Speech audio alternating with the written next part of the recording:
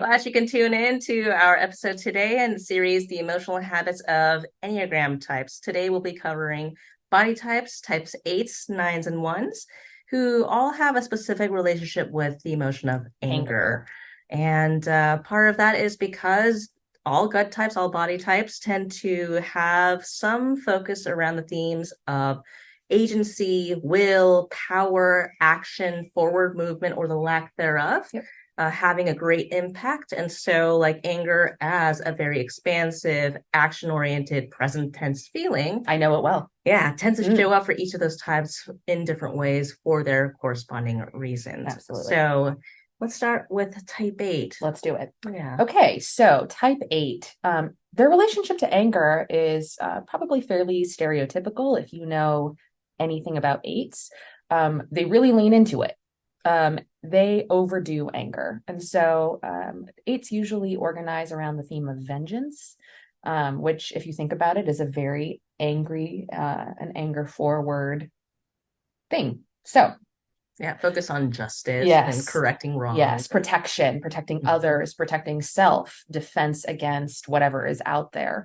And vengeance, not just defense, but also vengeance against whatever has hurt themselves or their people or other people. So again, they tend to overdo anger. Usually this gets them into trouble a lot because 8s, as they overdo anger, they have no problem with conflict. They're very direct. They tend to kind of move forward as a gut type, like without thinking. It's probably the gut emotion or like the gut intelligence is a very quick intelligence. And so it shows up like that. And so there isn't much pausing, considering. What's pausing? For 8s, there really isn't much of that. Usually they tend to know what they want to do without even thinking about it, and then they just do it, right? So that tends to mean that they show up very intensely and in a big manner. Unfortunately, then 8s have a hard time understanding their impact on others, as they don't tend to pause and consider before they make a big splash.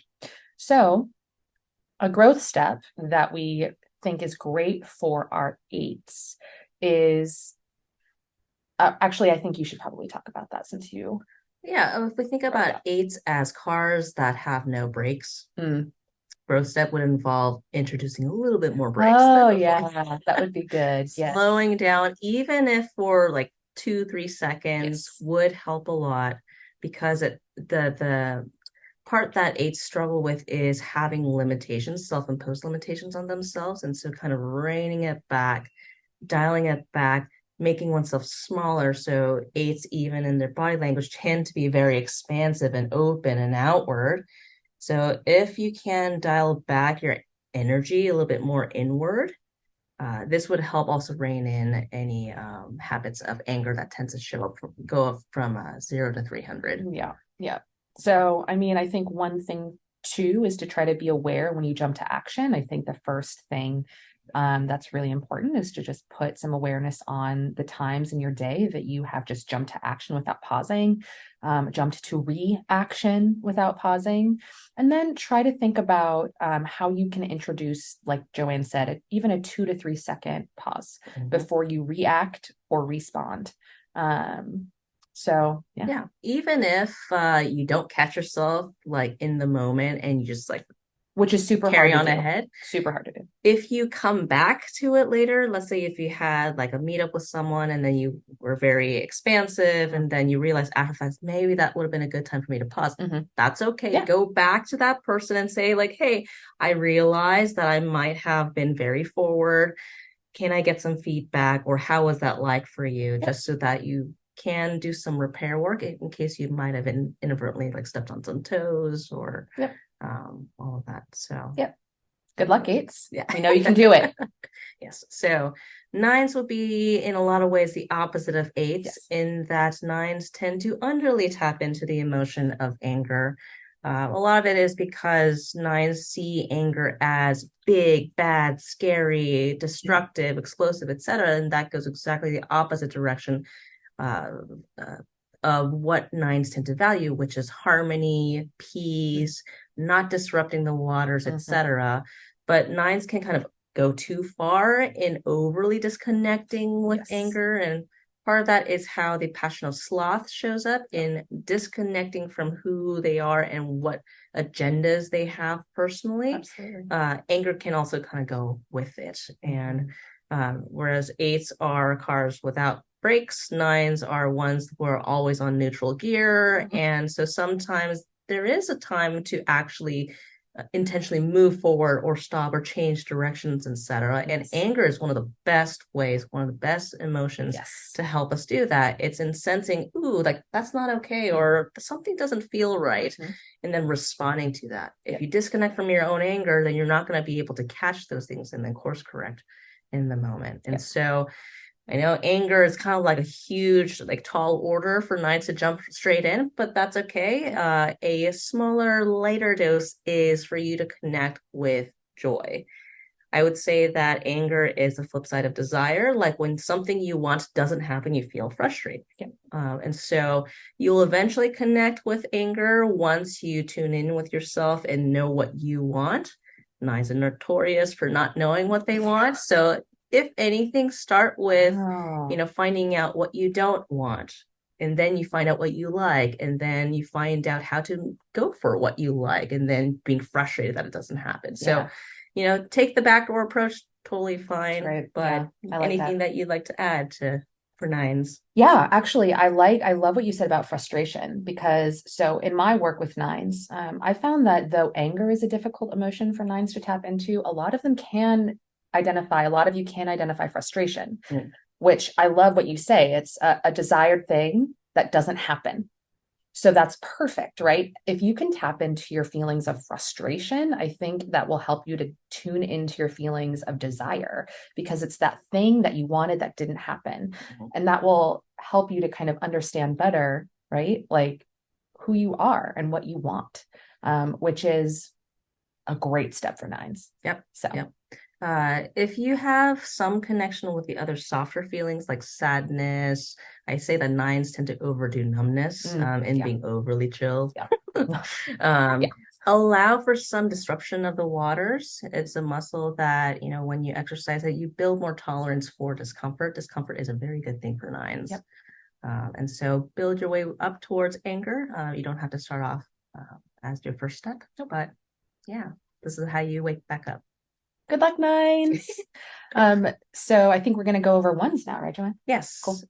Ones are also the opposite of eights and nines in that they tend to overly press on the brakes and not allowing for things to just happen and to flow very smoothly.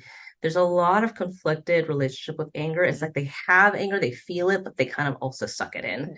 And so it's yeah, it's super really hard and really hard on the physical body actually, and like clenching all the time. And so whereas eights are very expressive and expansive and kind of limitless with their outward energy, including anger, ones tend to overly kind of shove it on the inside. It does end up leaking sideways anyway, through irritation, frustration, resentment. That's a favorite feeling.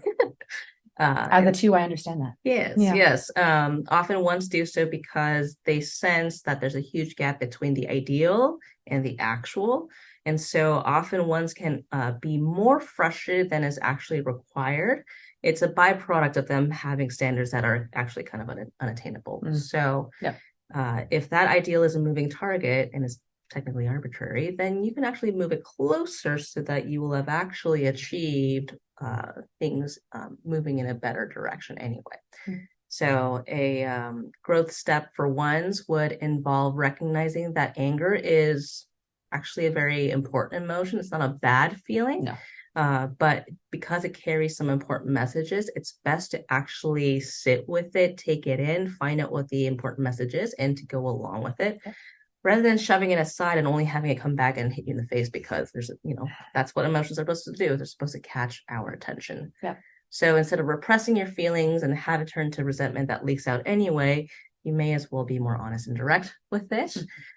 Your line, there's a growth line to type 4, and 4s tend to overly connect with their feelings, but it's a very good movement for ones. Anything that you'd like to add or kind of change about what I shared for ones? I mean, I think I just want to emphasize again the importance of anger, and the fact that it's not a bad emotion. And in fact, there is no emotion that is actually bad. Emotions are neutral. Mm-hmm. They're all good in the sense that they all give us information. It's just how we use them that matters, and how we pay attention to them and understand our needs based off of what those emotions are telling us. So, ones you might not be able to fully connect with that yet, but sit with that. It's really important for your well-being, um, because the more you're able to connect with all of your feelings, I think the more freedom you're going to have internally, the less restricted and stiff you're going to feel. And that's, only for your good. Mm-hmm. Yeah. Yeah, and so we do have some really important resources Yeah. for your own growth journey. As we mentioned before, each of the 9 types do have their own corresponding pattern. Today, we focus mostly on anger because it is the central feeling for all body types. Yep. But it's really important for you to also learn about the other emotional habits you have, because it's like when you overdo one feeling, you tend to underdo something else. Mm-hmm. And actually, the underly done feeling might actually hold the key to what you're actually really needing. Yep.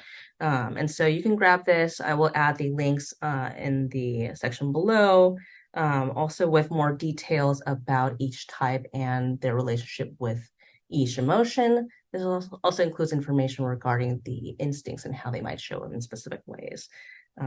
Melinda has graciously also provided her own resource as well. You want to share a little bit about that? I do. So this is about, I've made a little resource for you, growth tips for every Enneagram type.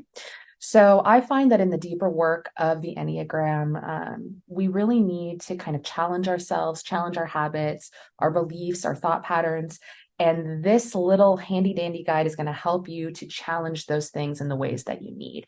So I encourage you to download it, pick it on up, and yeah, good luck. I think it'll be really helpful for your deeper journey. Yeah. And so if you're watching this as someone who resonates with being a body type, or you're in really close relationships with one, thank you and you're welcome.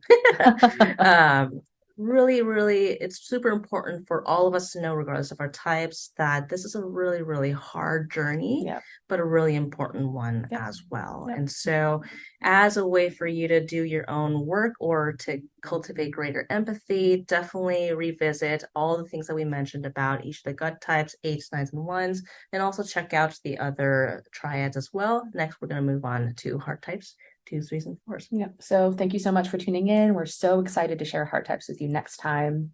See you then. Bye. Nice handguns. Yeah. Pew pew. Pew pew. Yeah. Pew pew.